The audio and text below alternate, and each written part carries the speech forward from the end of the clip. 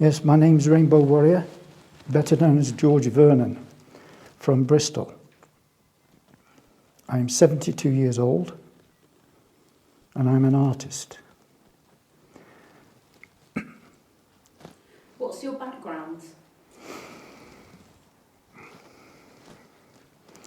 Quite terrifying. Up until I met Ghislaine Maxwell, I was an artist. Had a normal life, but everything went pew after that. After what? After I met Ghislaine Maxwell. How did you meet her? It was in 2001, in March, and I usually go to London to look at art galleries and things like that. I travelled on a Friday, stayed at Earl's Court in a B&B, and then headed for the King's Road. And went in a few antique shops, jewellery shops or whatever, and then went towards Victoria Station. And I thought I was being followed, but I wasn't, I don't think. And I sat on a bench in Hyde Park, and this woman approached me, walking towards me, attractive woman. She sat down and introduced herself as Marion. Marianne or Marion? Marion. Marion. Marion, yes. I found out later it was all a pack of lies. But she was feeding me, and we talked for quite a while. I can't remember all of it. A lot of it was to do with the Rainbow Warrior, the boat. Hold on a second, what was this lady wearing? Wearing? At the time, I can't remember that. I really can't. She had a coat. Gear or anything like that, or a business suit, or? No, I really can't remember. It was so long ago. 20 years, you know. No, parts are missing. Parts are missing there. But we spoke and talked and had a little chat. And then she came out with, she'd like to have sex with a stranger. Was that right? She just sat down right next to you and immediately came out with that? Not immediately. Not immediately. What were you talking about when she sat next to you? We talked about art. From what I can remember, it's 20 years ago, you know. If you could tell me what you said to someone 20 years ago, you know. Because it was so horrific, I can remember quite a bit. A lot of it. But the drugs that was injected into me have done something. I still don't know to this day what they were. Okay, but just sticking with the conversation, so a lady kind of approaches you, sits down. Yep, sits down. And you initiate a conversation about art, or did she? She introduced herself as Marion, and she said, do you live in London? That kind of thing. Yeah. I can't remember it all. It was a long conversation. Until she came out with that, which shook me a bit, you know.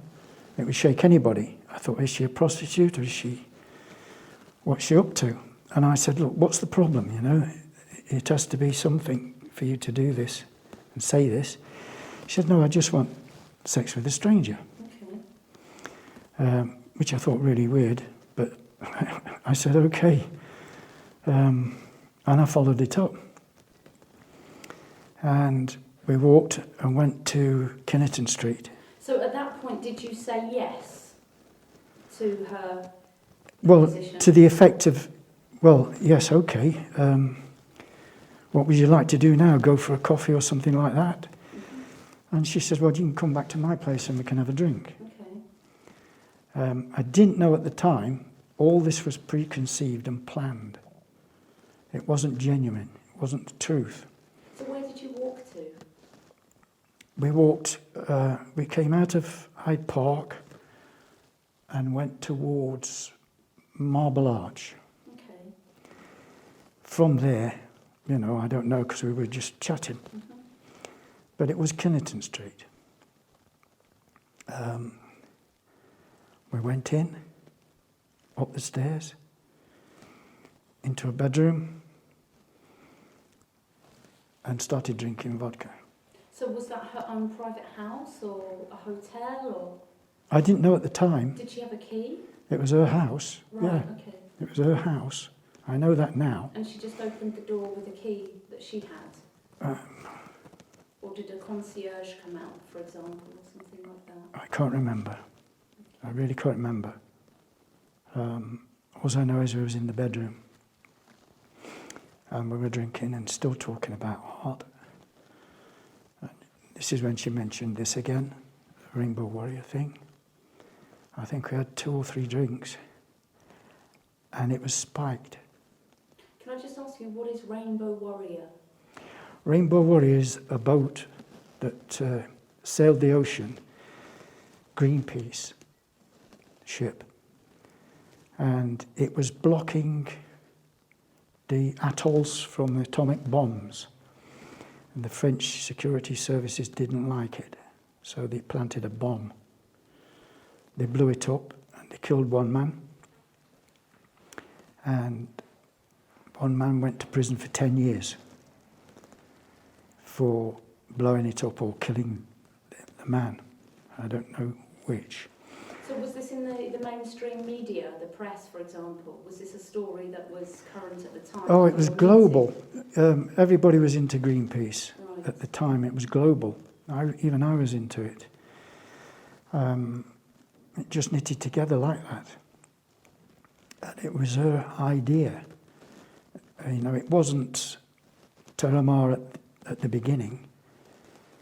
It was just Greenpeace. And because I was an artist, she just started talking. And I felt really weird having the vodka. And I knew it wasn't the vodka that was making me feel the way I was feeling. And all of a sudden, she just started undressing. Can I just pause you for a second? Yeah. I would just like to stay on this ship. Who owned this ship or boat? Well, it wasn't a charity, but people donated to Greenpeace. It was global. Greenpeace was for anyone and everyone who was against atomic bombs and that kind of thing. Yeah. It probably did have a lot of big backers to keep the ship going, like it did. Volunteers. I volunteered once a long time ago. I got no reply. But it was for good of the oceans that this ship was stopping the French from blowing up atomic bombs in the atolls, a French colony or something like that. There is a ship now called the Rainbow Warrior. It's the same with the dove and the colours. This is not LGBT, which people think it is when they look at me. I'm not gay.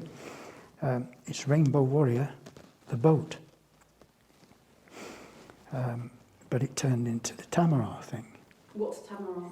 With Ghislaine Maxwell. Well, I didn't know it was Tamara at the time. It just turned into this. She explained her ideas to me and said, you know, she wanted to commission a painting. Okay. I said, well, that's fine, I'm an artist, but you've got to tell me what you want and how you want it. So it was left to my imagination with what, you know, with her, hence the nude pictures of her. Can I just check, is it Tamara or Tamara? Terramar. Terramar. Tarramar. And that's the name of a boat, stroke ship? No, it was a charity Okay. that Ghislaine got together over the years.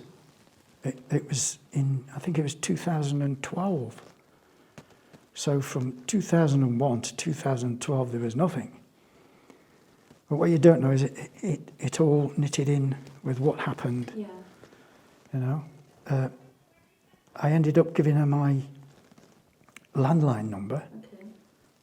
and said, well, call me when, you know, when I finish the painting. What did she ask for? What kind of art piece was she requiring? This kind of stuff, if I can explain it when we explain the painting. Okay. So quite conceptual, scientific, It was a... bohemian. No, it's, how can I put it? Because it's way, way back. I haven't got it all there, what she said. But I had to knit the concept together with the ocean. Right, and she asked for that concept. Yeah. Well, she suggested that what she was going to do, she had an idea about saving the oceans, which ended up in 2012 as Taramar.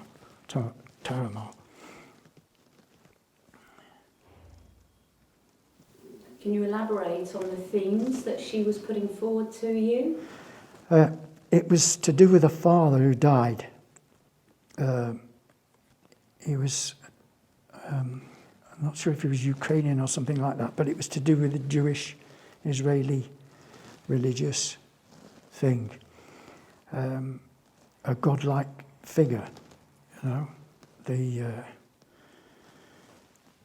holy doves, that kind of thing. She wanted to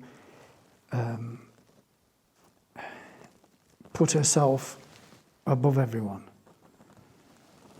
Not being God, you know, just her idea of what she wanted and what she would think other people would think about her when I explained the painting.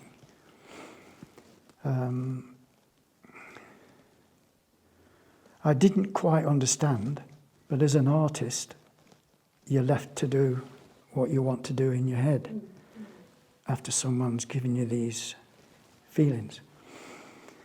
So I kept that, and I remembered her being naked. I remember the sex. So did it naturally progress from speaking about art in this bedroom? Was it a bedroom that you were in, or a living room? Or? It was a bedroom. Okay. Yeah. What did it? Can you describe the bedroom? No, I can't. Was there a bed there? Was it? There was just a bed. Yeah, I was drinking and thinking about the bed and thinking about her. Did it look like an opulent kind of mansion bedroom, or was it a shabby hostel, or? No, it wasn't shabby. It was quite nice, from what I can remember. But I couldn't take my eyes off her, if I can put it that way. And I felt. I did say to someone at one point that she'd given me or spiked me with Viagra, but they didn't. I don't think they had Viagra at that time, in 2001. I'm not sure. I don't know. But it was extremely powerful drug. And what did you drink? It was vodka. Right, okay. This is a little bit hard for me because you're a woman. It's okay, don't be embarrassed, just take your time.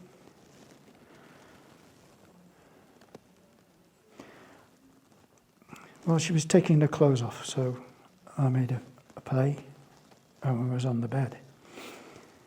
And I had an erection that wouldn't go away because of the drug. I don't know what it was. Someone else told me it could have been Rohypnol or, you know, I don't know. I don't take drugs. But it just would not go away. And I don't know how long this took. She slipped a condom on. And it was quite a long time. And it got out of hand.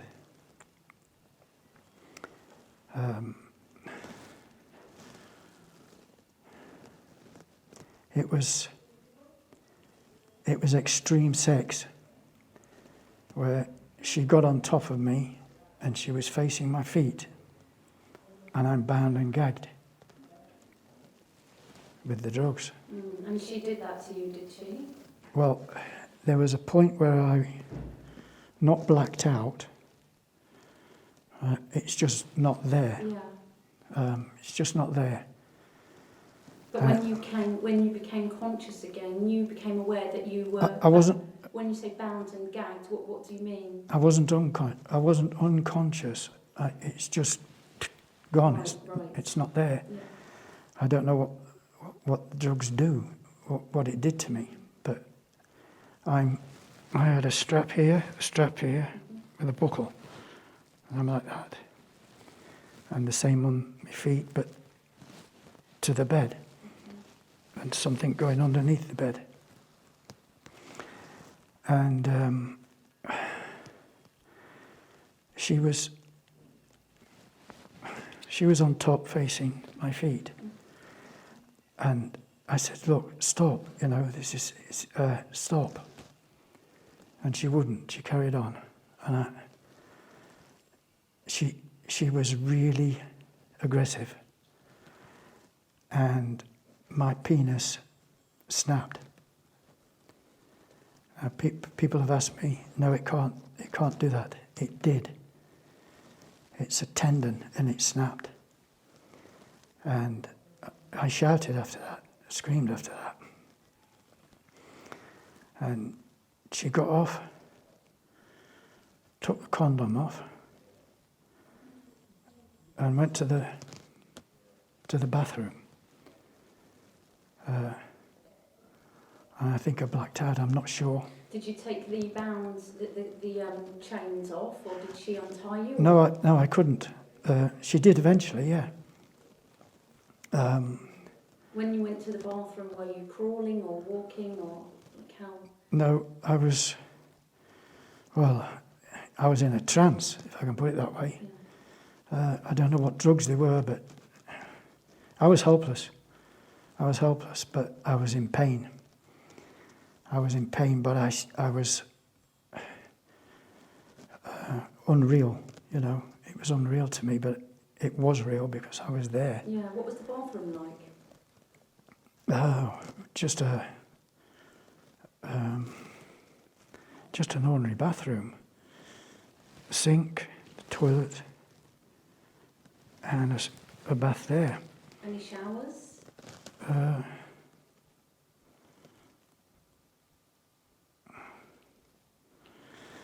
I'm not sure about that.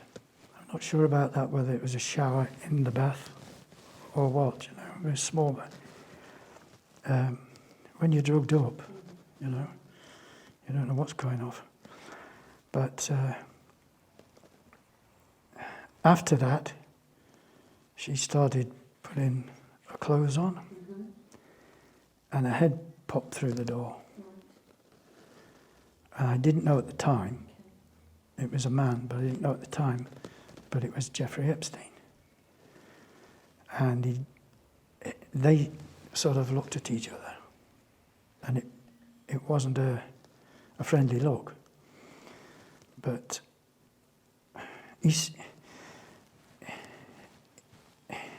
I got the impression that I had an argument. And I got the impression they were setting me up. Where were you sitting when you noticed a head pop through the door? I was on the bed. Right, so you went from the bathroom back onto the bed? Yeah. Right. Yeah, that's right. And he just came in my arm. Sorry? And boom, I was out. A syringe. Oh, you noticed a man coming into the room, the head popped through the door, somebody The head walked popped through into the door. room. No, Epstein walked into the room Yeah. because they looked at each other and looked at me. And I got the impression that he didn't like me having sex with her. Right. So, in my arm, and I was gone. Are you saying somebody, like possibly Jeffrey Epstein, injected your arm? It was Epstein. Epstein came in and injected my arm. I had 2 more injections on the plane. And after that, I have What do you mean? They carried your body? They knocked you out with this injection and carried you onto an aeroplane? No, you're jumping here just a moment.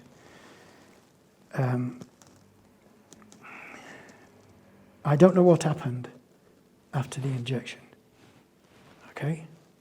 So you can say it's a complete time lapse. I don't know. I can't give you a time because I don't know. But I was unconscious. For time, I don't know how long. It could have been 10 minutes, it could have been an hour, it could have been 2 days. I just don't know. I came round and I was on a plane. So for years I've thought, how could this happen? You know, what's going on? It was the drugs. It's took me years and years to figure it out, but I was either put in a trunk or luggage and took on the plane. Yeah. I really don't know. You can ask me how, I just don't know. But from Kinnerton Street to a plane, I don't even know if I went in a car. I have no idea. No idea at all. But the next thing you noticed is that you were conscious and you were on an aeroplane. I came round and I was on an aeroplane. In a chair? No, on a bed, a single bed. Gagged again. Right. Oh dear. It's okay, take your time.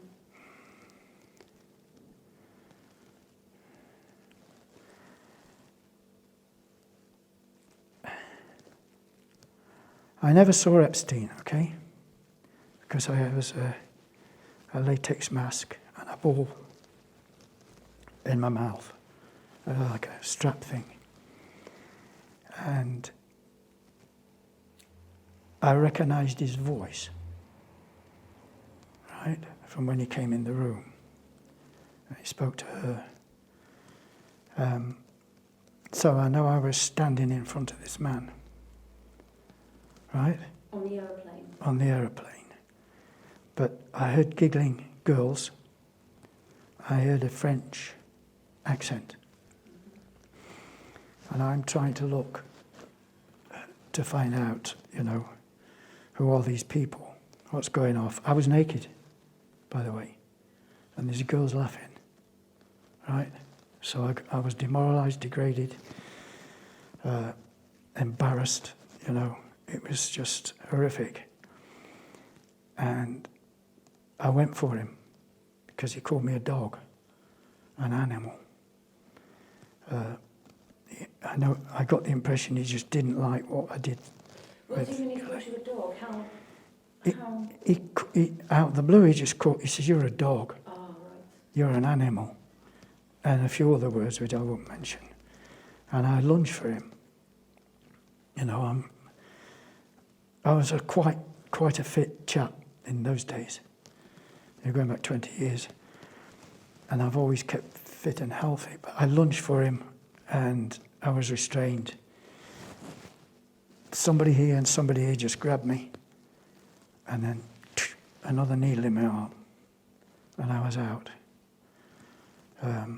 I don't know how long I was out. No idea. But I came round off the plane. I don't know where I went, where they put me, but I know I was in a room. Can I just ask, how did you know that you were on an aeroplane at that point? And the noise. Yeah, you could feel... Well, you know, yeah. At some point I did say, where am I going? What's happening? Were there any windows? I couldn't see any windows. I had a mask. I used the excuse again to go to the toilet. And I was guided to the toilet. But it was a very, very small toilet. A very small toilet. After that, I just... I can't remember. I'm out, you know. I came round again in a room. And he said, look, Ghislaine's giving you $500 for the painting as a deposit. And I'm going to give you $500 to test some drugs, some cocaine. Okay? And I said, you must be joking. No. And I heard shuffling. I got a little bit scared. Well, I got a lot scared. And I said, okay, but just a little bit.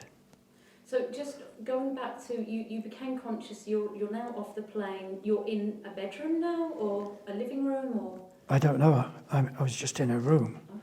Okay. Did it feel like a big room or a small room? Or? I've got a mask on. I couldn't focus on any of that. I was just focusing on him talking to me. Okay. But you've got to remember, my whole physical thing was numbed, controlled. It was like a dream, but it wasn't. It was real. I just said no at first, you know. When he lunged for me, when I lunged for him, he stabbed me there, or somebody stabbed me. I have to say that. Somebody stabbed me, but I think it was him. And it wasn't a struggle because I was just limp, is the word. And, well, I do remember Ghislaine saying, don't, to Epstein, don't do that, stop. And I don't recall what he said. But I fell back on the bed, and she was wiping my hands like that. And then it was another needle and I was out. So I came round, and there's this line of cocaine, and he pulled up the mask, stuck a straw up my nose, I think, and he said, sniff. And I was high as a kite. High as a kite. I had something else, another drug.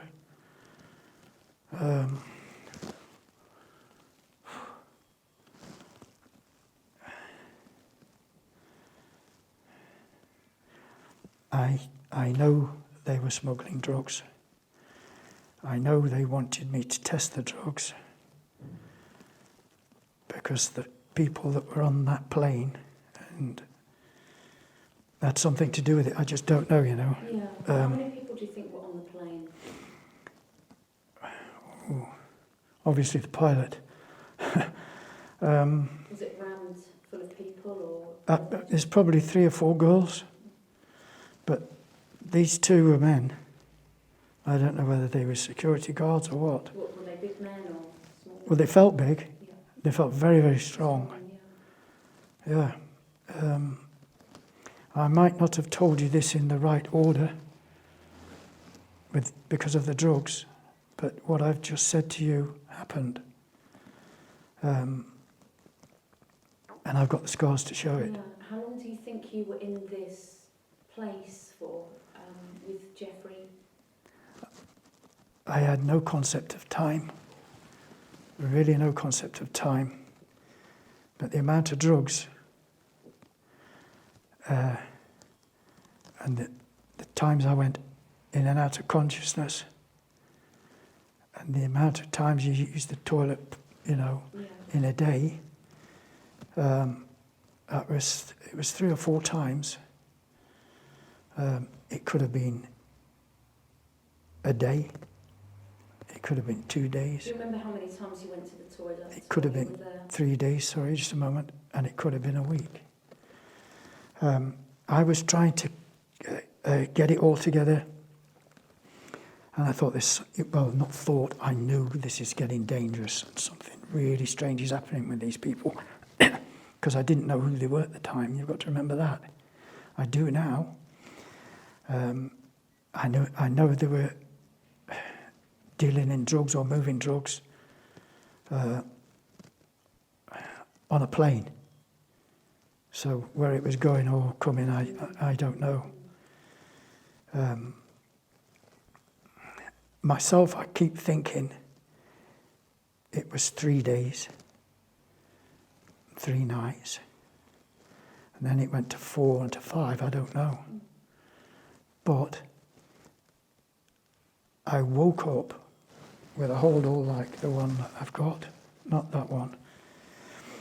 They gave me these and said, look, you don't tell anyone, otherwise we will kill you. Right? This is Epstein. All my associates will kill you. Right? Now what do you do when you say that and you've just been stabbed? Was he quite calm when he said that to you? Like, how did he deliver that sentence? It was stern. Right. It was very stern. I regretted going for him, but he shouldn't have, called me a dog and a pig and all that kind of stuff. If I ever saw him, I would kill him then. But I was gagged, and now he's dead. It's gone full circle. It's come back on him, and it'll come back on her. I don't think she will remember my face. I don't know how many people she's done this to, but it's been 20 years, and I'm hiding my face because his associates are alive. He's dead, but his associates are not, and I don't know who they are. So how did you get back to the UK? I have no idea. Place, or? In my own head, it was obviously a plane or a boat. And we have no way of knowing whether you crossed the water or you just flew up to Scotland or something, for example. I've no idea where I went. Right. Scotland? They didn't mention Scotland. They didn't mention anywhere. It was just, I don't know how long. Do you remember any accents? I remember the French girls. That's all I remember. You can't mistake a French accent. Can I stop and have a drink? Of course. Is that right?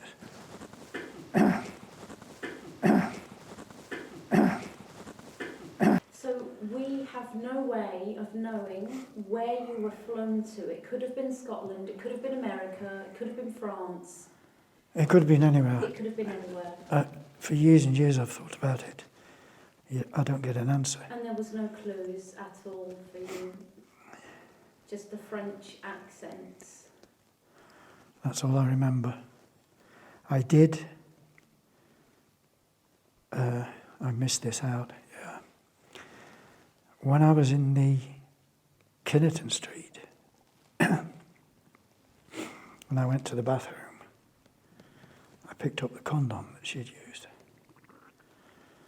for DNA, and I got it into my jeans. I think I had jeans at the time. And I kept it ever since. I told the FBI this in New York, and I photographed it, but... Where were your jeans back in London? Well, on a chair or something. So, yeah, you weren't wearing the jeans when you put the condom in the pockets? No, I wasn't wearing the jeans, no. I was naked. Yeah. I think I slipped it like that. Well, it was in my hand when it came out, and I put it behind me on the bed.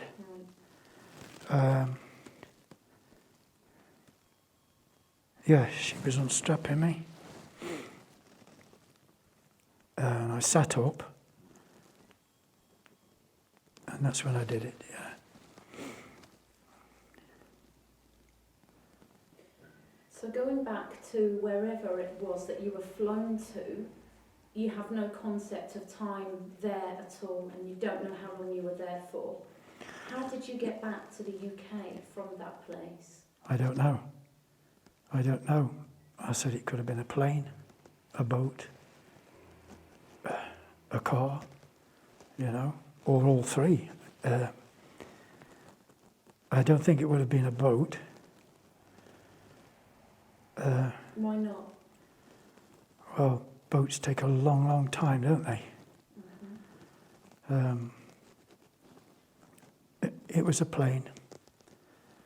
I just know it was a plane. I can't definitely say that 100%. But I made one mistake when I told the FBI making a statement, an affidavit, was that they took me back, or somebody took me back and dropped me at Hyde Park. Okay. So just before we get on to the FBI, you know that you came back to the UK at some point. Where were you dropped off? Did you just become conscious in your own home or back in Hyde Park? No, this is what I'm saying. I made an affidavit saying that they dropped me, and I woke up on a bench in Hyde Park. Right? Don't know how I got there. But since then, it's St James's Park, near Buckingham Palace. I got confused with the drugs that I'd had and deluded and delusional. And did you have clothes on? I had clothes on, yeah, of course. And I had a holdall. My head was under the holdall, which is the items they gave me, and said, these are gifts, not bribery. These are gifts. Keep silent. Don't tell anyone. They're quite valuable. It was her way of... I thought it was her way of making up for being stabbed in the hand. Mm. Did you become conscious on the bench at daytime or nighttime? It was the morning. Right. It was an early morning. Right. It was very, very quiet. Yeah. So, George, you woke up, you were on a bench, you had a holdall full of what? Well, I woke up, I was quite, wobbly. I'd had a lot of drugs in me. I wasn't fully conscious, if you can put it that way. I sat for a while, and then I thought, I'm going to the police. I just walked. I picked the bag up and I walked. And walked. And I was headed down Buckingham Palace Road, past Victoria Station. And I think it was the Belgravia Police Station or the Chelsea Police Station. It's a long time ago and I'm not sure. I walked in. It was about 9 or 10, I'm not sure. And I went to the counter and I said, I've just been taken on a plane. I've been taken and sampled drugs. And I want to report what happened. So you went immediately into a police station in London? Yeah. And you had Well, not immediately. It took a while to get there, walking. Yeah. And he just looked at me and he said, look, I was staggering, by the way. I was wobbling. He says, are you drunk? You're on drugs. And pointed to the door. I said, I want to make a complaint, I've just been drugged. He said, look, at the door, before we arrest you. And So they didn't even ask a single question to you No. about anything? No, I got the impression it was early morning and it was his tea break, or they wanted a tea break, or just come in. They get a lot of drunks walking in and out, and I was all over the place. I left. So there would not have been any record of your presence in that police station because they didn't write down your name or anything? I don't know.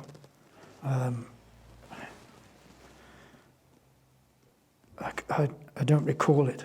I don't know. I just left. I didn't want to get arrested, right?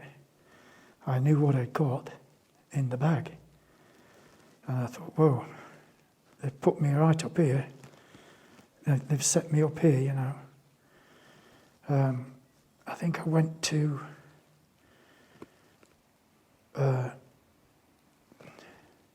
Victoria Toilets. And opened the bag. And it was all there, you know. Then I left and I went to Victoria Coach Station. No, sorry. I'm in Victoria Train Station.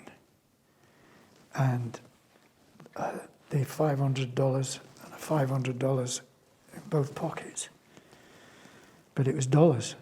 So I went to the Bureau of the Change, changed it, when I say went to Victoria Coach Station down the road, I was all over the place. So how did you buy a ticket? Are you saying you got on a coach from Victoria to go back home? Yeah. Right, and where was your purse, your wallet and bank card and things? I didn't have a wallet. It was just cash in my pocket. What happened to, how did you get from Bristol to Hyde Park then? How did I get from Bristol to Yeah. Hyde Park? Yeah. No, I was going back to Bristol. But where was your bank card? How did you afford to travel to London Hyde Park? Coming to London, you mean? Yeah. Before all this happened, Yeah. I got the coach. Right, okay. Yeah. So there'll definitely be a record of that journey. Well, there should be. Yeah. I paid cash for a ticket. Right, okay. There'll be two lots of tickets. Yeah, okay, but what I'm asking is, like, where were your belongings when you went to Hyde Park, when you travelled there? I left everything in the B&B, or what I was carrying. I had a coat. Right, okay. I had a denim coat, denim jeans. Yeah. I can't remember my shoes, you know, or the shirt or whatever. But I had a little bag, which I always bring. I left it in the B&B, thinking I would stay another night. But I lost that. A toothbrush, that kind of thing, you know, towel. And then I got back to Bristol. I woke up on the coach. Again, I was out. I felt really, really ill. Should be okay to Carry on.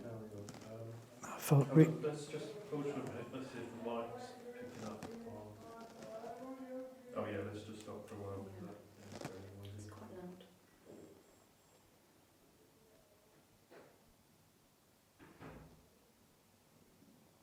There you go. Yeah, the sound's not registering on your Right. radio mic, so yeah. Okay. So yeah, still rolling. Okay. So you were wearing denim. Do you remember what colour? It was blue. Blue denim. Yeah. Okay. It's a Levi's jacket, I think. And you had like an overnight bag or something like that in the bed and breakfasts Yeah, around the London area. yeah. Where were you staying when you were visiting the art galleries and things? It was Earl's Court. Right, yeah. It was a B&B in Earl's Court. I don't remember the name of it. Yeah. But that's insignificant. The items are lost. I got back to Bristol, staggered off the coach. I got home and out. I slept for 2 or 3 days. And did you live alone? At the time, Yeah. well, I had a girlfriend, Okay. but she didn't live there. at the time. But I lived alone after that, right till now. Relationships I find really strange now.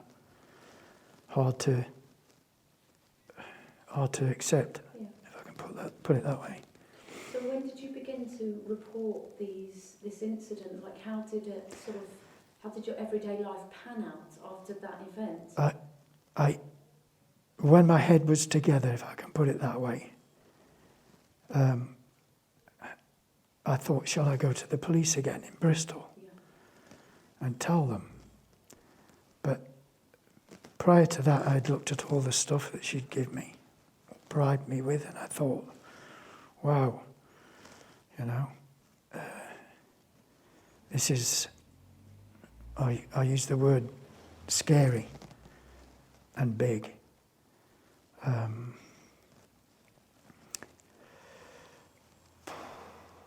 I have to go back somewhere else now to tell you something, because it just happens that way, you know.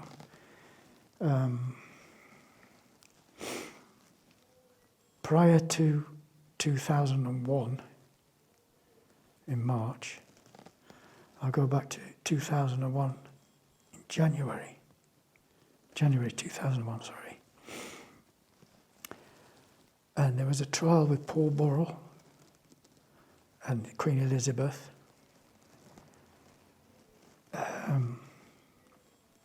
The butler, Paul Burrell, and 310 items that Diana gave him to look after.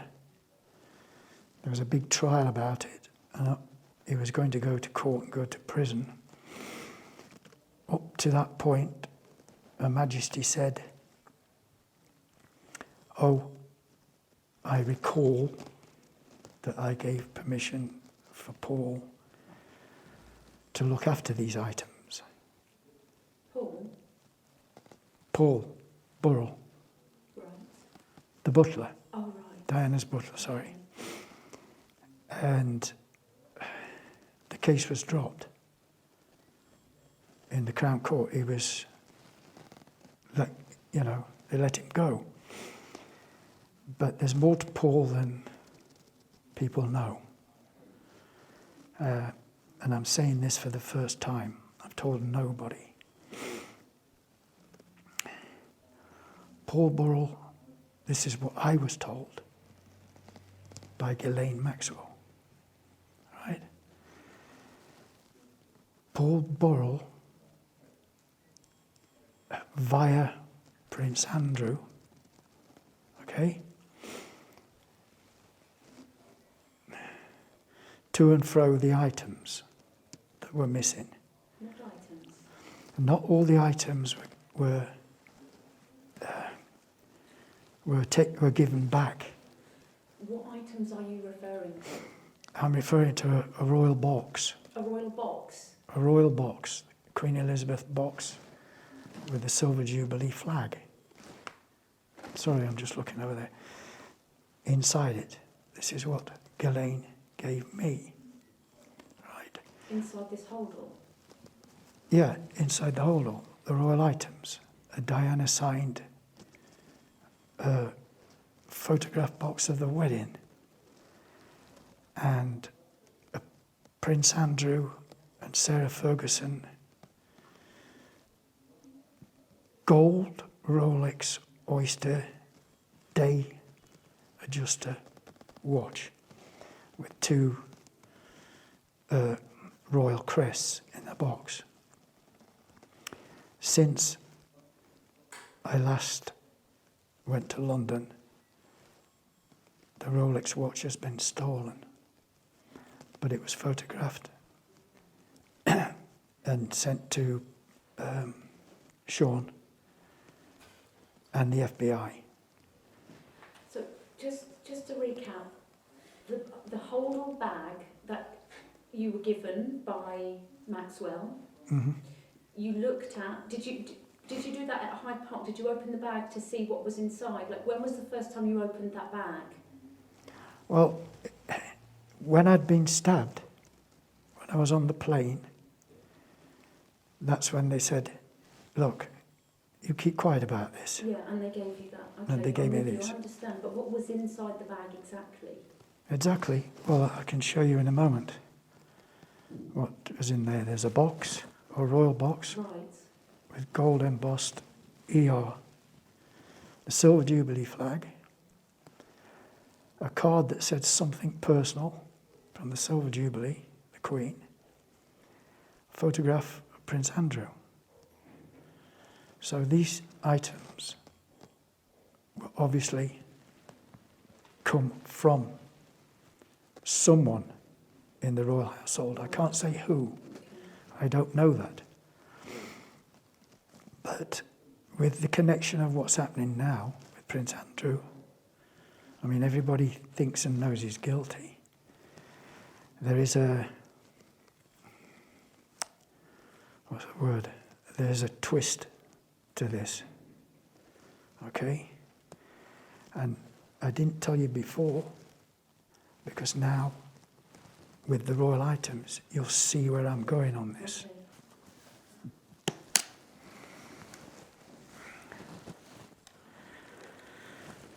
I'm scared that I'm going to be arrested at some point after this interview. And when it goes out, or wherever it goes out, if it goes out, because these are still, or how can I put it? The royal security will want to know where these came from.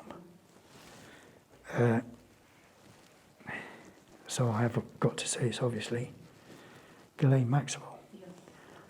and Epstein, because they colluded together on this. What they did to me was, abomination. I didn't know at the time, but I do know now. She was getting back on Epstein by having sex with me, because he had all the girls and she got a little bit, she wanted to show him that she could do the same to him, Right. When I was at Kinnerton Street, and I was going to go to the bathroom, two people came out the bathroom before I went in. One was Virginia Roberts, with her back to me, right? The other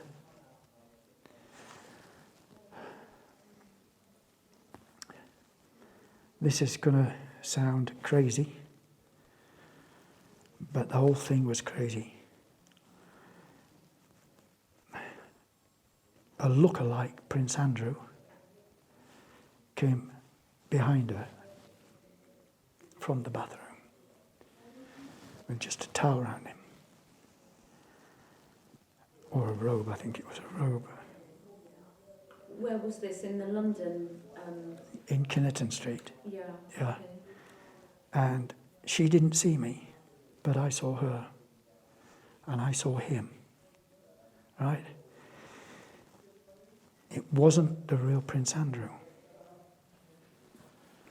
It was a look-alike. Right? It was a guy who was the spitting image of him. And how I know it wasn't Prince Andrew now, he had a tattoo on his arm of an eagle with wings, very distinctive. What kind of an eagle? Just an eagle with A spread eagle a side view of the wings. And royals don't have tattoos, right? Royals, if he has got one, then it's him. But this guy was hired by Epstein and Maxwell to set a honey trap for the prince. Not for the prince, for a future setup. I don't know what, So these people were at the second location of where you were taken to? There were other people, not just Ghislaine. You know, the famous photograph of Prince Andrew and Virginia Roberts? Yeah. I can't speak for that photograph, okay? I can't comment on that photograph. But I was there that same night. I saw Virginia Roberts come out of the bathroom with a guy that looked a spitting image of Prince Andrew. And how do you know that was Virginia? Well, come on, the long blonde hair, her face, it's the same girl. But there must have been hundreds of girls involved with Epstein. No, I know Virginia Roberts, right? I went to Australia last year to try and find her. I took these with me Okay. on the plane. I went through customs with these. I was really, really worried I was going to get arrested. I got to Perth and I heard she was in New South Wales. Then I heard she was in Queensland. Anyway, that all fell apart for the simple reason the coronavirus. They closed the borders. I couldn't travel. I couldn't find her. I couldn't look for her. Was that recently you went to look for her? That was the 10th of March, again, Last year? 2020, yeah. I have the plane ticket, but I got stuck. I got stuck in Perth, and I thought, well, I don't know how long I'm going to be stuck here, 2 or 3 months, you know. But I eventually got a flight back and never found her. I've never emailed her. I've never gone online to speak to her or anything, because I don't think she knew, you know, I was there. But I was. But, Ghislaine and Epstein kept this very, very quiet, this honey trap. I still don't know to this day what was the pinnacle, what were they up to with Prince Andrew. The real Prince Andrew has been seen with Epstein, photographed, you know, and he's done a lot of other things. I don't know to the extent that the fake Prince Andrew, if I put it that way, the actor, I don't know to the extent of what they were doing with him and what plan they had for him. Okay. He was photographed at East Street, is it? Epstein's house in Manhattan, waving to a girl who left. I don't know whether that was Prince Andrew or the actor, the look-alike. To me, it was the look-alike because of the jaw, right? So that's another mystery, and it's a first. It's a first. I've not told anybody about this. I don't know where he is. I don't know if he's still alive. I don't know what they've done with him. But I was a witness to see that guy, a look-alike Prince Andrew, and Virginia Roberts come out of the bathroom. What do you do when you're full of drugs? You know? I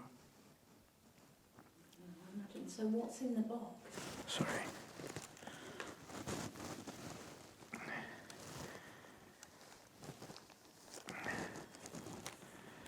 Something personal. It's a card for the Jubilee card. And inside there's a photograph of Her Majesty the Queen and Prince Andrew. I can't open it. Oh, I've got it. It's very crumbly now, after being handled.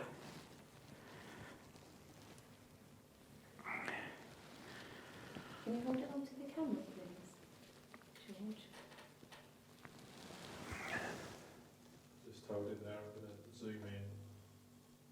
tilt it up slightly more so it's, yeah, that's it. Great, thanks.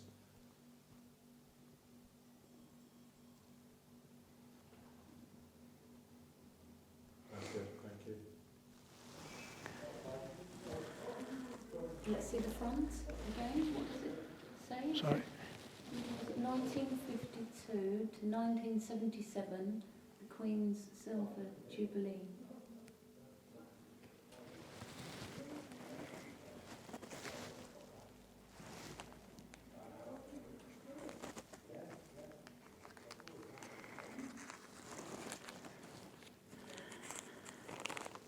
They're talking very loud again.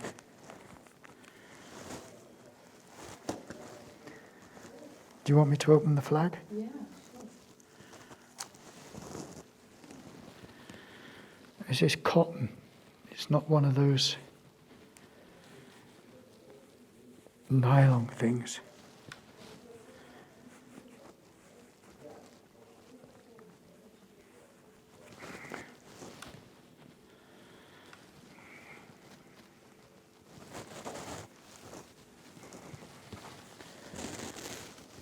Oops, it's quite a large one. Have I got it the right way around? No. Sorry.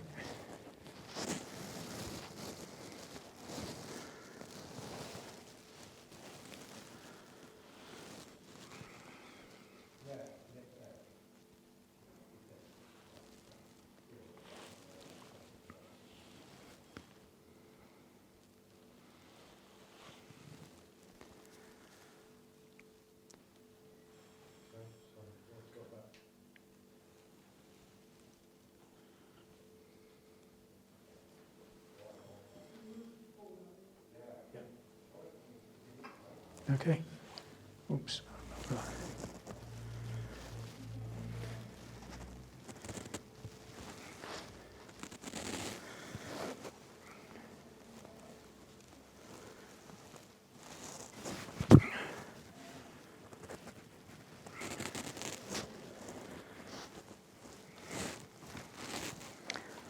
And the reason I went to Australia is I wanted to know if Virginia Roberts ever saw this, or these items at Kinnerton Street. Do you know of any other victims of Maxwell and Epstein? Have you met any other survivors like yourself?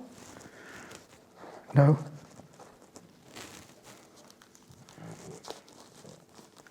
I don't really want to. What's the blue thing there at the end? It's just a, What's that, like a curtain? it's a crest, isn't it? It's the, goes around that. On the flagpole. Oh yeah.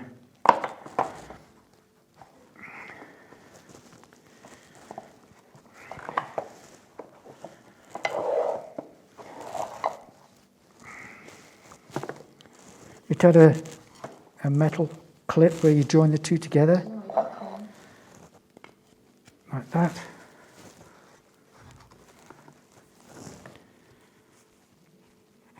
And it goes around there like that. What does it say at the back? Royal Mews. Right, okay. So it's like that. It's cracked.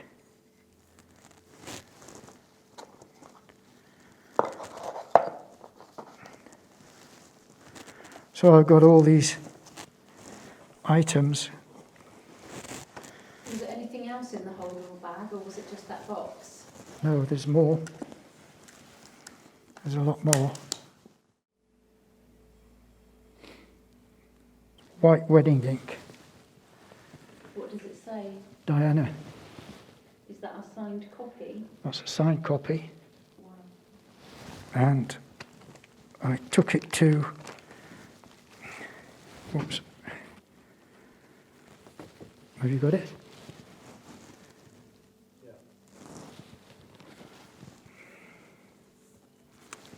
I took it to London to have it valued. In 2007.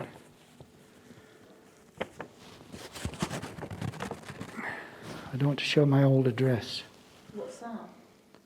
It's off Fraser's Autographs. They valued it at £1,000. Who is that letter from? Yeah. And it's addressed to who? Well, I don't want it on camera. Yeah, okay. And what does it say? What is this? It's valuing this. Right, so you took that to... Fraser's Autographs, Okay. sorry, in London, Yeah. on the Strand. And they valued it at £1,000. Right, okay. That was in 2007. What about all the other items? Probably worth more. No, I only took this one. I didn't want to carry it and get arrested in London with a lot of stuff or lose it or whatever. I just was too worried.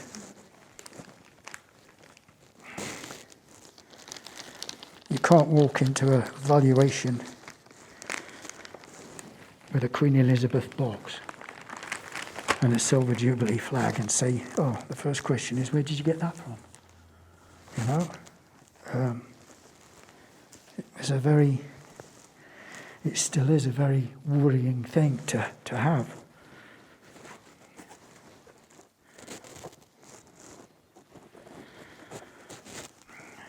And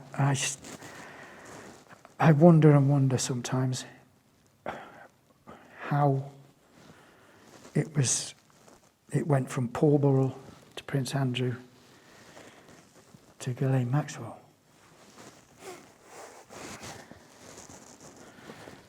It's a royal family album. I think there's 190 photographs of every royal every royal member of the royal family. I think there's 15 or 20 of Princess Diana. Let me see. Sorry. This is the christening. I can hardly see. If you just bring the stock forward. Excuse me. Okay. This is the Queen Elizabeth. Off duty, obviously.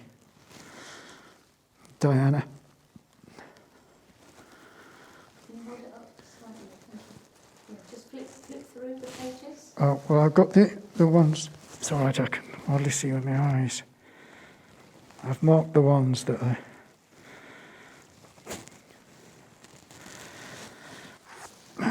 That's Diana with the Rolling Stones. Diana, the Queen Mother.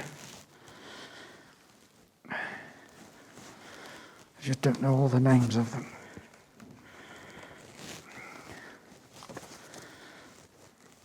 Diana at a funeral with Princess Monaco who was.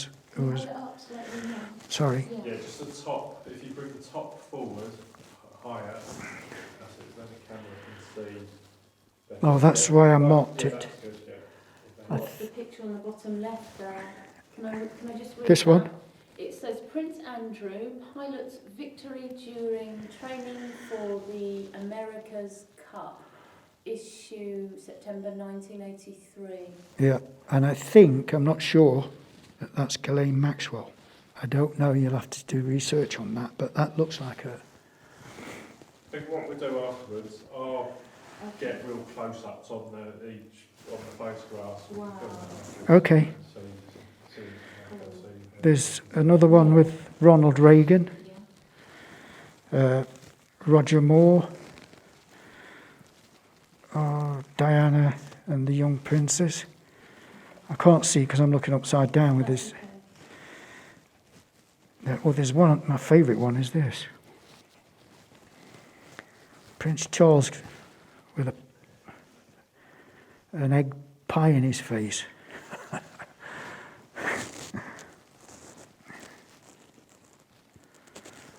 It goes on and on. I think there's 50 of Diana, and Prince Andrew's in a few more in a helicopter. So who do you think that belonged to originally then? Was that Diana's personal album? I've no idea. Yeah, it's got quite a lot of Diana in there. Yeah, I think of things like this, and then I think of the Prince Andrew's connection with her butler. In the household, things move about. Things go missing. And then, so why did they go missing? Why was Ghislaine so, what's the word, obsessed with Prince Andrew? Yeah. There was a reason behind her madness, if I can put it that way. And she knew what she was doing. And it was a honey trap. Over a period of years, it built up, and her and Epstein colluded and worked whatever they were working out.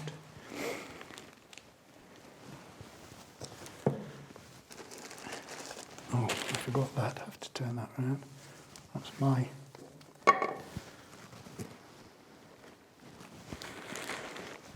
These I didn't pay much attention to until he was arrested, and she was arrested. And they've not been opened since she gave them me. And my mind thought she must have sealed them or touched them. So her DNA could be on these, and her fingerprints could be on these, because I've not opened them. They're all, I mean, she doesn't read the Sun newspaper, but they go back to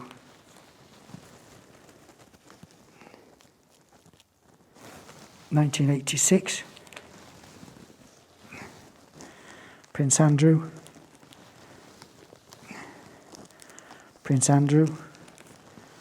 She collected these. She's obsessed. And all of these newspapers were also inside that bag. Yeah, sealed. I've not touched them.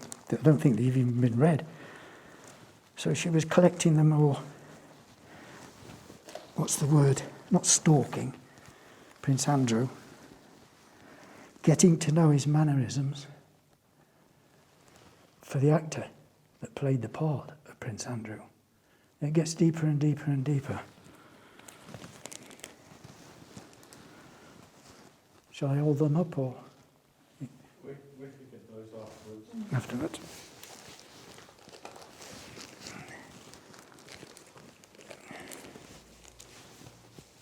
It seems to me, I mean, they obviously knew what they were doing and planning. It backfired somewhere along the way. I don't know how.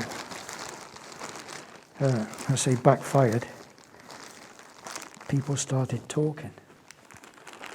And now you can build a big picture of what was going on.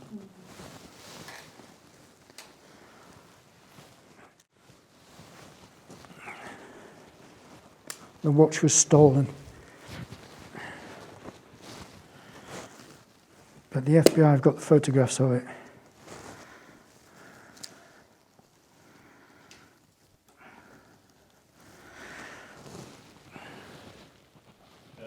With the box, can you just tilt it downwards this time, George? Do it a bit more, please.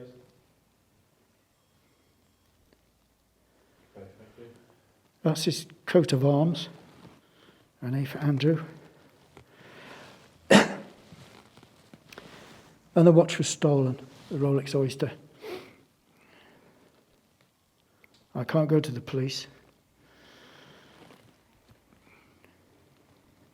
Okay, I've got the shot of the box. Yeah.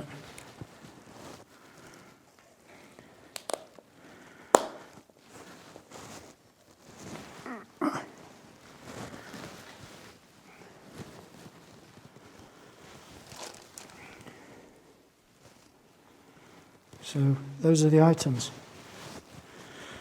There's one more, but I can't find it. I've looked everywhere. What was it? Oh, it was a file from Antigua with sand in it. There was a note at the time. That's right, there's a little note with it, but that's, over the years, that's disappeared or lost. But it said, Princess Diana's pink beach, sand. right? And I've looked into this. She went to a beach, and they called it the Pink Beach or something like that. Pink? Pink. The Pink Beach because the sand was pink. Well, it looked pink. But the last time I looked at it, it was white. It had lost its colouring over the years. And I obviously spent the $1,000. I never got a phone call to say, you know, I never put a price on it actually, the painting, the triptych, sorry. But now I value it quite valuable, like the other stuff, because it's her. You know, it's her. Her who? Ghislaine. This painting? Yeah. That's her? That's her body. That's how I remember her body, what she was telling me, what she wanted on it. I can explain that to you if you like. She wanted you to paint her? The Rainbow Warrior, the doves, right? It was all about Taramar. So that was my concept of it, what she told me. Right, okay. She so never... this thing that we're looking at behind you is the actual commission? It's decommissioned, if I can put it that way. Right. She's not paid the rest. What do you mean she's not paid the rest? She paid $500 deposit. Yeah. Right? And I got another 500 for taking the drugs. Yeah. Sampling the drugs, sorry. For his guests or whatever, you know, he didn't want them to drop dead. He wanted me to drop dead if it was bad stuff.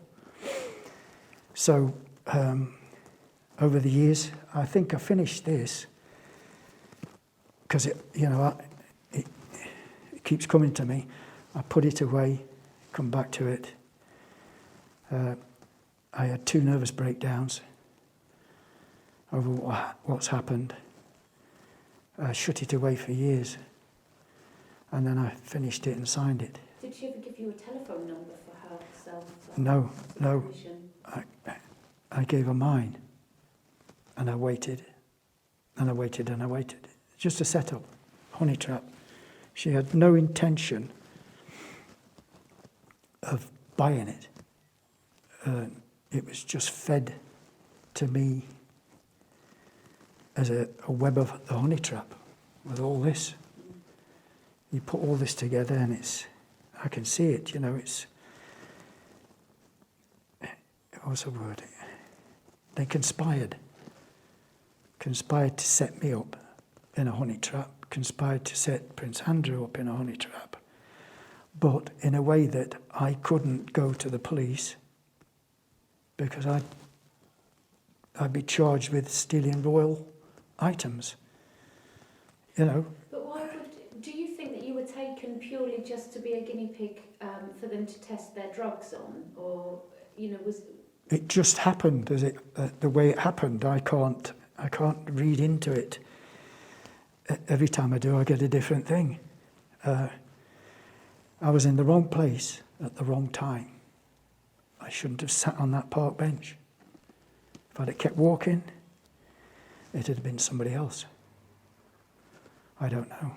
And when did you eventually start to approach the police? And I've noticed that there's an article in a New York publication.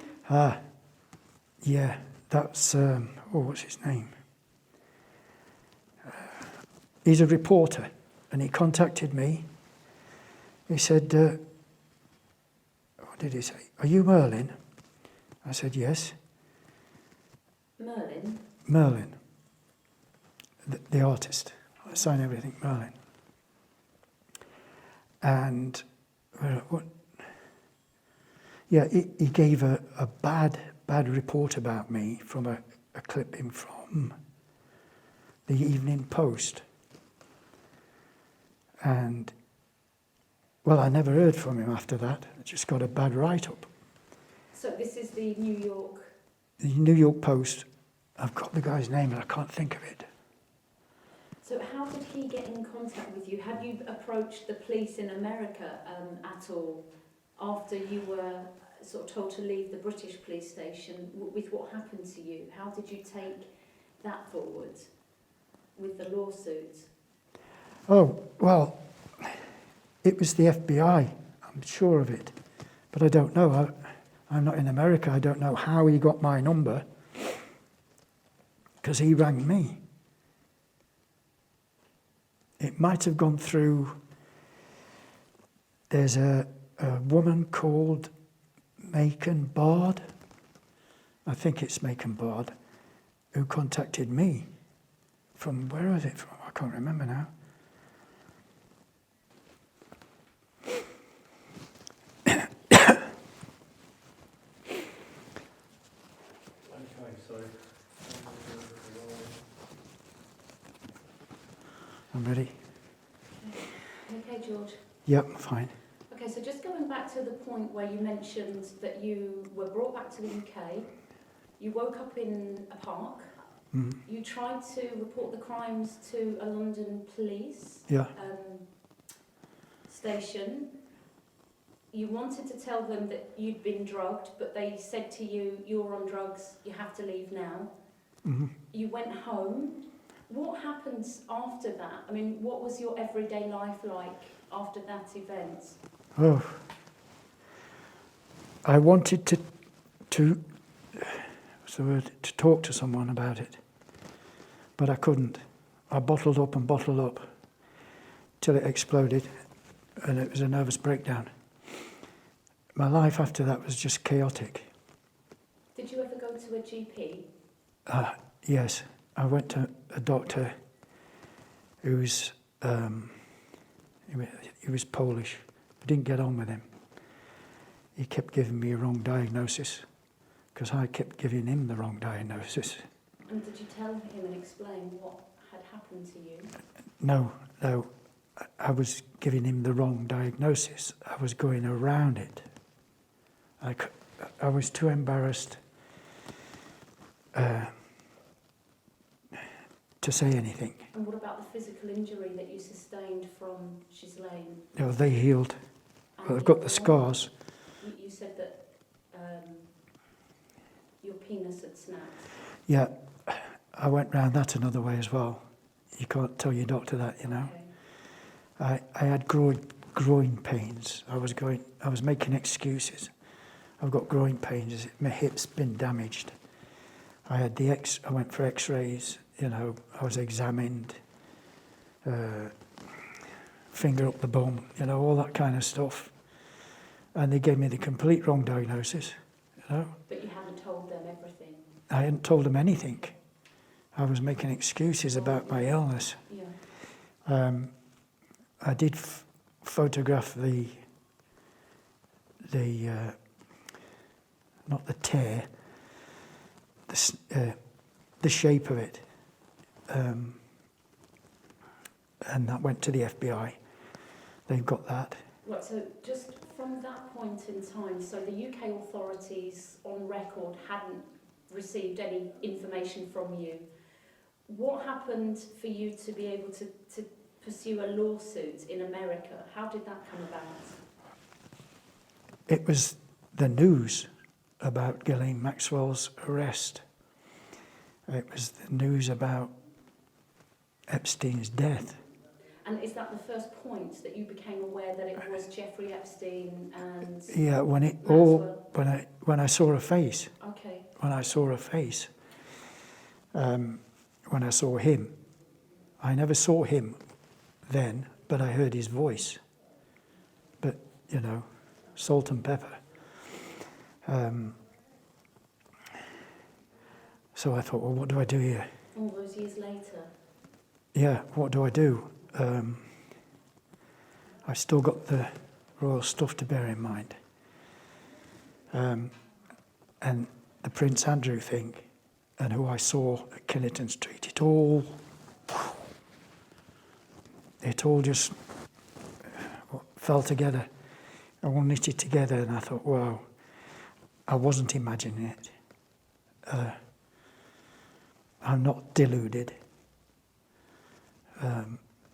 It was real. But what was the ultimate game they were playing? That's what was going through my head. And I thought, well, you can do this. You can do it.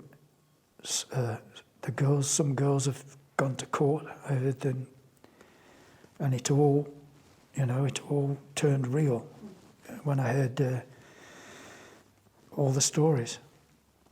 So I thought, well, I've got to tell mine.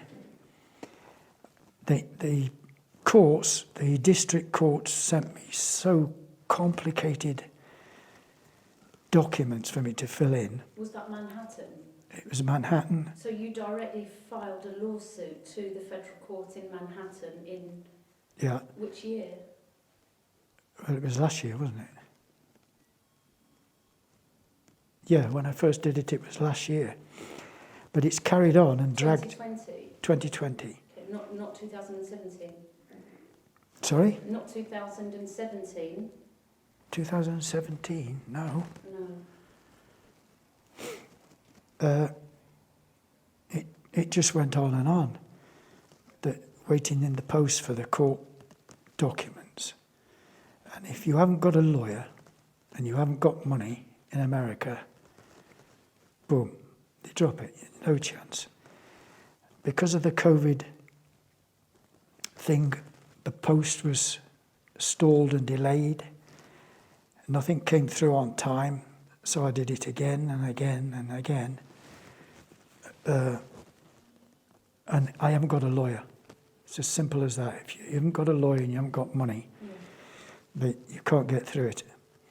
And it was so complicated, honestly, trying to read it and make sense of it. A lot of the other girls have just given up.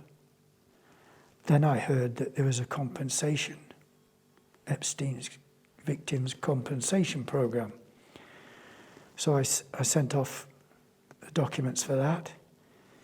They came back late and said, you're too late. It's in there somewhere. The wording was, I haven't got a leg to stand on, in those terms.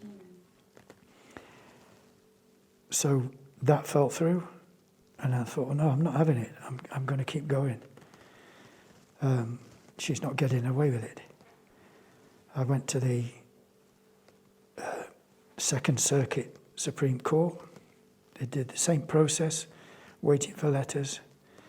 Then they sent me a pager number to log in to pay, and it was all so complex. I couldn't even log in on the pager because they sent me two different numbers. Then they cancelled one and then they cancelled the other. It was mind-boggling. So is that still ongoing, or have you... No, that's finished. It's finished with? I got a letter saying, no, you haven't got a leg to stand on, if I can use those words.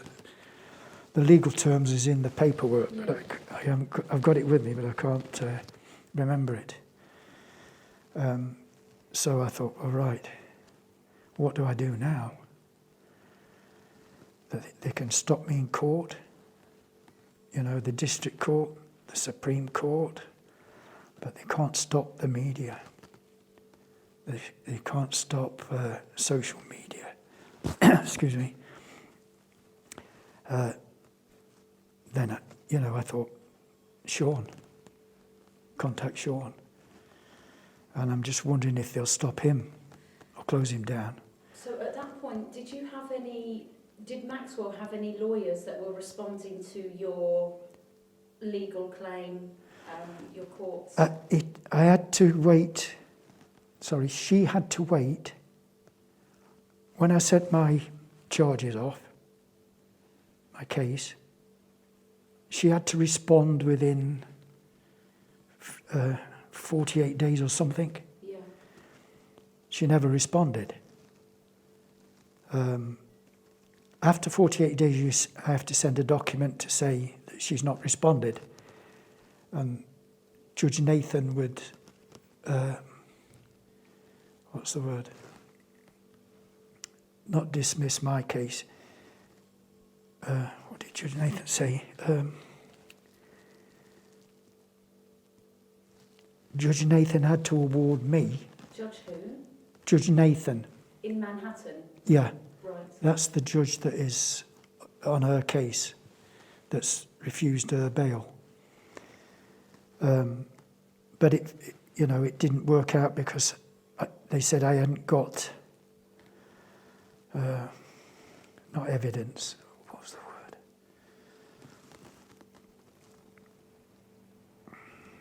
I can't think of it. It's a legal term. But you do have all of this paperwork directly from Manhattan Yeah, Federal Court? yeah, and Judge Nathan. Right, okay. And they just completely ignored your claim? Not ignored it, they went around it, they stalled it. They said, you've got to, what's the word? You've got to send, I can't take this off and put my glasses on and read it. Basically, I couldn't go no further. I didn't have a lawyer. You have to have a lawyer to go to the next process in the courts. And none of Maxwell's lawyers were responding to your claim? I heard nothing. Oh, that was right, I've got it now. Judge Nathan said because she's British, but she's French also, she's got 2 or 3 passports. Because she's British and the crime was committed in England, it's not their jurisdiction. Is that the word? Yeah. And if you're on a plane, whose jurisdiction is it? Where were you? If you're in France, you've got to go to the French police, that kind of thing. So Epstein and Maxwell knew this, planned this, get him in the air, drug him up, no legal comebacks. That's the way my mind is working now, why they did it. There was a case years and years and years and years ago in America that I remember. Howard Hughes, the oil billionaire, died on a plane. And the lawyers were fighting in one state to another state over his billions. And I think that's what Epstein was up to, but I can't say for sure.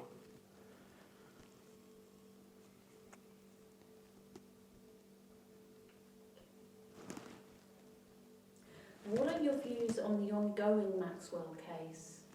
You know that she's in prison, she has an entire ward to herself, 2 laptops. Yeah, luxury. Yeah. What I went through in prison wasn't like what she's got. And I did nothing. What do I think? I keep an open mind about this in the sense that I just hope it ends. I want to get on with my life, but I can't.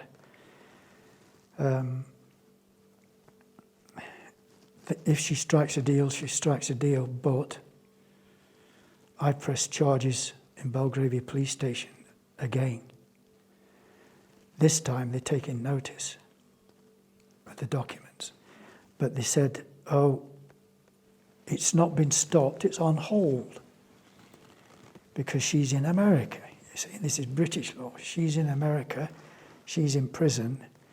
So, because it's on hold, I'm in limbo again until if she gets off in America and gets out, boy, will I be happy.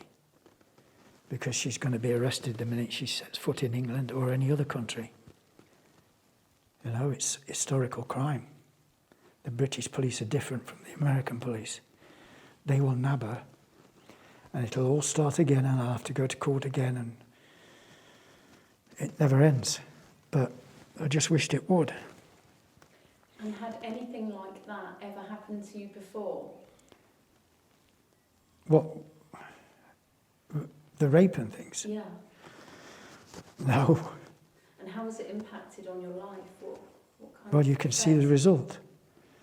Oh, it's just, people say I'm weird, but they made me weird. Epstein and Maxwell are very weird, believe me, because of what they did to me and what they did to other people. There's a lot more to it. It's not come out yet. The American police are keeping it all because of the big boys, if I could put it that way. The top ones that Epstein and Maxwell were honey trapping and working on. Prince Andrew is one of them. I wrote a letter to Prince Andrew. I sent it to the palace. I explained everything. What did you say? I said, word for word, I can't remember, but I said, look, I was there that night, that photograph was taken. And do you have a tattoo on your arm? No, I didn't. Correction. To the words of the effect was, I can prove that it wasn't you that was there that night, because I was there that night. And there's an actor playing your double, your mannerisms, through the newspapers. She was studying him. They were friends. Yeah, very, very close. Very, very close. But she's in prison and he wants us to stay there. Excuse me. There's something I still can't put my finger on with those two. But I know Epstein put Maxwell up to honey trap the prince. For a bigger reason I don't know. Yes, Prince Andrew, the real Prince Andrew, was friends with Epstein. But he was being stitched up and he didn't know it. He couldn't see it. Because he didn't know there was a double. So do you think that the night that Virginia was at this London apartment, do you think that was the genuine Prince Andrew, or do you think it was his double in that photograph? I can't comment on that photograph. It just doesn't look right to me. But, I don't know. I can't comment on it. Virginia was set up. My own thoughts on this are the one with the tattoo, Prince number 2, we'll call him. Prince number 1, the real prince, didn't know what was happening. He was downstairs, right? Prince number 2 was took in that building, ready to do whatever they wanted to do with it. And click, click. They've got him on camera. Is it the real prince or is it not the real prince? I know it's not the real prince. What more can I say? Unless it happened when I was knocked out and something else happened. But I don't know. So the court case has kind of collapsed because you don't have any evidence. You don't know where you were taken to. I have evidence. You've seen the evidence. But the police haven't taken any fingerprints or anything like that of those items. I won't let them. We're talking about, the British police or the... The British police. Right, I thought you meant the American police, the FBI and things. They've got all those details. But they're not doing anything because of the court case. Whether she gets off or not, if she doesn't get off and she gets sent to prison for a long time, the British police won't do anything. What can they do? Would you like to pursue the American lawsuit? I haven't got the money. I haven't got a lawyer. It's impossible. Unless Judge Nathan turns around and says, oh, let's get Mr. Vernon over. And what about the other French accent, the people with the French accents or the French speakers? I've no idea who they on were. the aeroplane, would you like them to come forward? forward? Do you think it could... I don't know whether they have come forward or not. I don't know whether they've been to court. I don't know whether they're going to go to court when Maxwell goes to court. Yeah. Did you get the impression that they were young girls or older women on the plane? Well, they were giggly girls, younger girls. Okay. Young girls, yeah. Yeah. I can't even give an age, but below 15, 16, Yeah. which is what he was into, Yeah. you know. And I think I was 10 years older than Maxwell. I was in my 50s, I think, 49. At the time that it happened. 50, she was 35 or something like that. But I should have sat on the bench.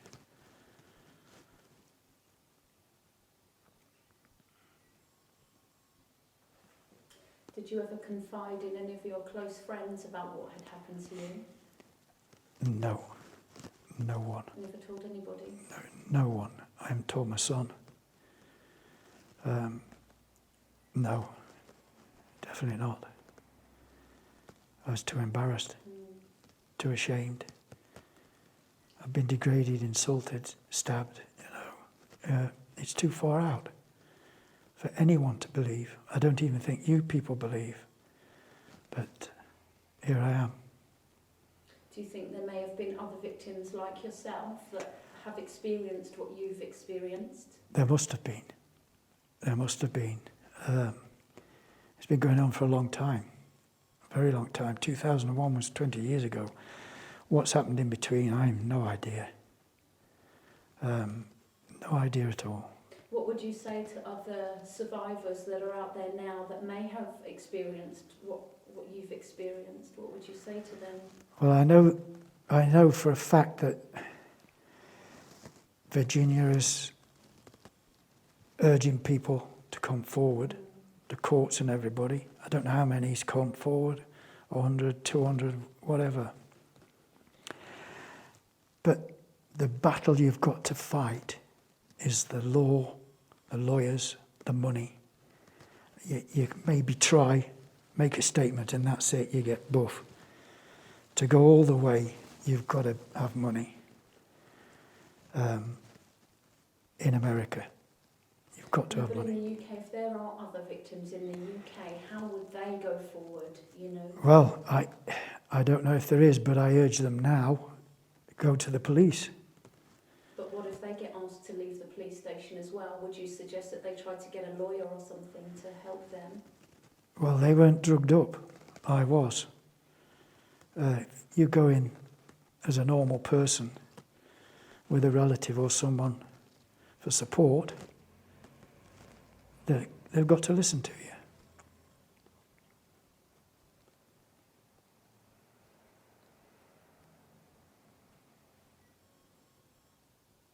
Have we covered most of the topics now? Just last one. Oh, Yeah. So, George, what are you doing now every day in your life? Are you working or...? This is like a prison. I'm stuck because of the trial and everything. I'd like to go and get on with my life, my art, but I'm in limbo. Mental limbo, physical limbo. She's destroyed me and a lot of other people. But I'm not going to let it go because I'm in England. I've got the English police. I've pressed charges.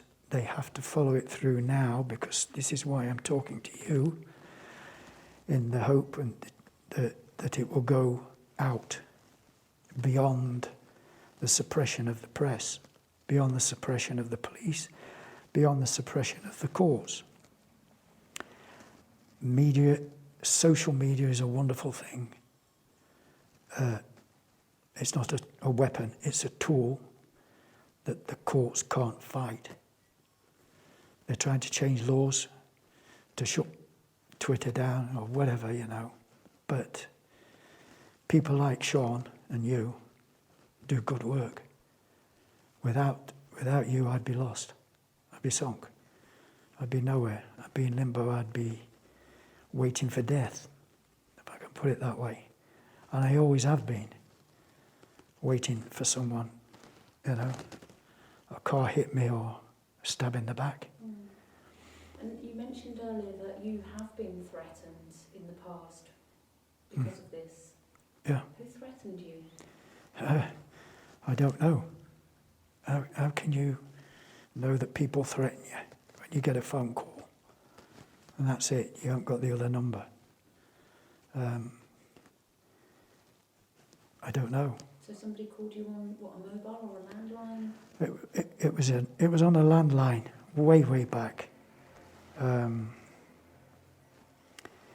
It was the neighbours next door, the drug dealing, you know. You just don't know. You don't go paranoid, but you think, oh, Epstein, they've sent them to kill me. What did the voice say on the telephone? Oh, I can't remember. You know, it's just, you're dead. You ignore it, put it down. A week later it rings again, you're dead. It could be nothing to do with Epstein, it could be hoaxes. But they don't know my story because I've never told anyone. See? Throw in a question, Yeah. if you repeat it Yeah. at the end. So I think it's quite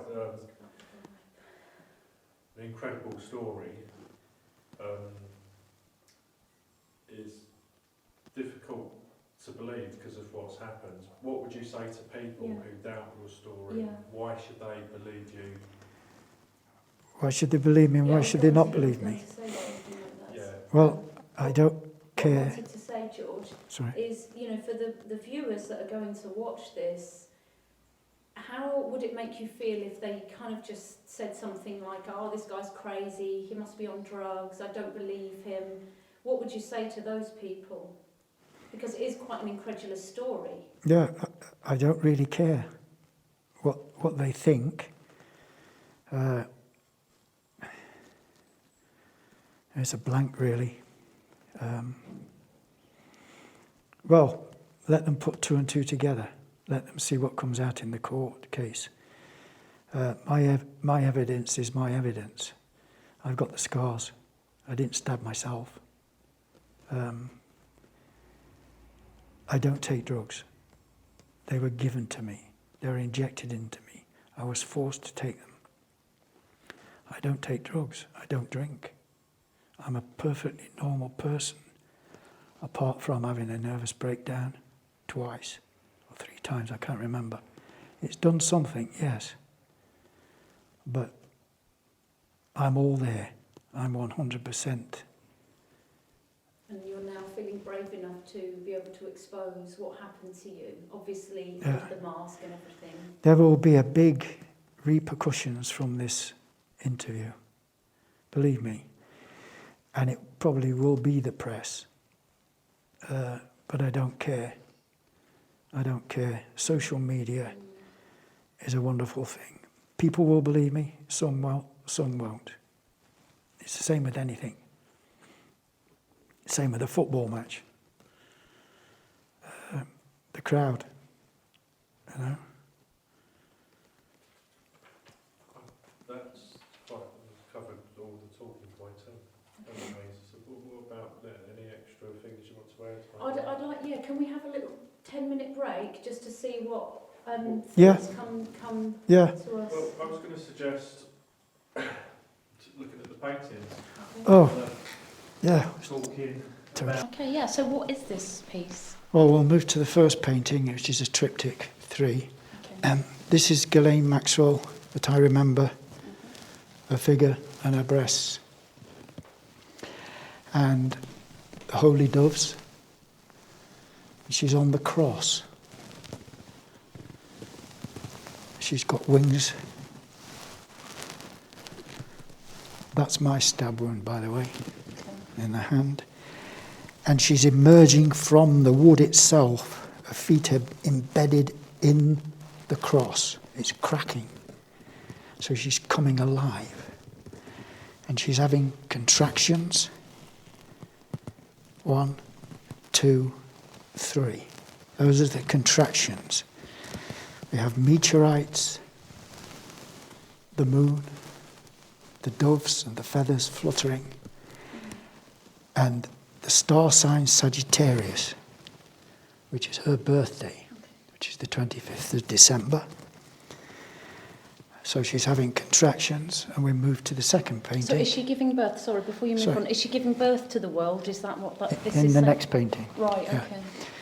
She's having contractions, getting ready for the birth. Right. But she can't have children.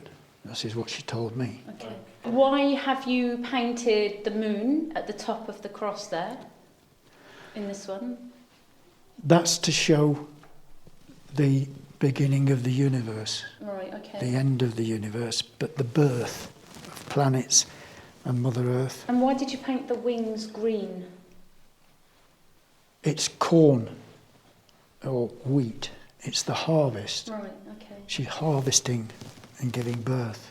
Are they blackbirds? It looks like, No, you know, you've got the white doves, but these it are looks doves. This is the shadow. like a symmetrical dove underneath it in black. No, this is the shadow from It's the just moon. a shadow, right, okay. But this one here on the left looks like an upside down blackbird to me. No, it's a shadow. The moon is giving the shadow of the dove on Right, the okay. cross. If you can see that with her arms Okay, and the wings. okay. And then moving, this is the second piece, is Moving to the second piece, the middle piece. it? Right, in the trilogy. The moon is further away. The Sagittarian star sign again. Now she's having really deep contractions. So much so she's bending the cross, ready to break it, break free from whatever she's not into, from whatever she's been bound by. And it's cracking here, Yeah. bits of wood. It looks like a storm coming there on the earth. You've got the hurricane Well, and the lightning This is the theme. this is the eternal light. She's giving birth now. There's lightning crashing down onto Terramar. The Pisces fish, which is a hurricane, South America and the Caribbean. And the fish is swallowing Little St. John, the island. Meteorites again to show movement. So to painting number 3 of the triptych, we see Ghislaine Maxwell again, but she's broken free from the cross, Oh, yeah. and the cross is drifting in space. And she's wrapping her wings around Terramar, the oceans. The doves are inside. You can't see them, but the feathers are here, fluttering away. She's, what's the word? When you cuddle a baby, what's that? An embrace. An embrace. She's embracing or feeding. There's another word, but I can't think of it. Oh dear. Suckling. Sorry. She's suckling the earth. Terramar. South America again, and you just see the islands. Little St. John. The olive branch of peace. And the moon further down. Piece of the cross here. And my star sign here.